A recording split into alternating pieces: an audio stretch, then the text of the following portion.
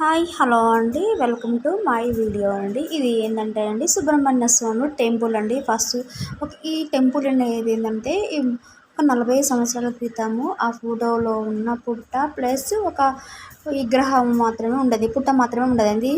ఇది ఈ యొక్క నాగుపాముతో అక్కడ పుట్ట ఉండేదండి. తర్వాతగా ఈ విధంగా గుడి నిర్మాణం అనేది ఇప్పుడు జరుగుతున్నదండి. ఇక్కడ ఏంటంటే ప్రతి శుక్రవారము, మంగళవారము ప్లస్ ఏంటంటే నాగుల చవితికి ఇక్కడ బాగా పూజ జరగడం ప్రత్యేకత అండి.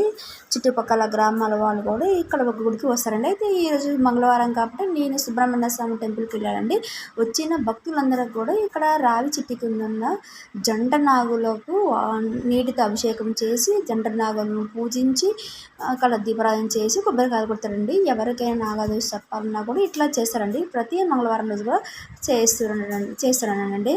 ఎంతమంది భక్తులు వచ్చినా కూడా ఒక జంట నాగుల దగ్గర పూజిస్తారండి, ఎవరికి వారే.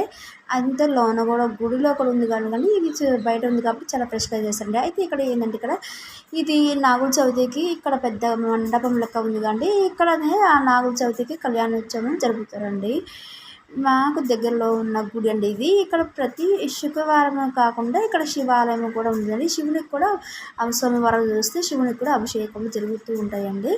మెయిన్ ఏంటంటే నాగుల చవితి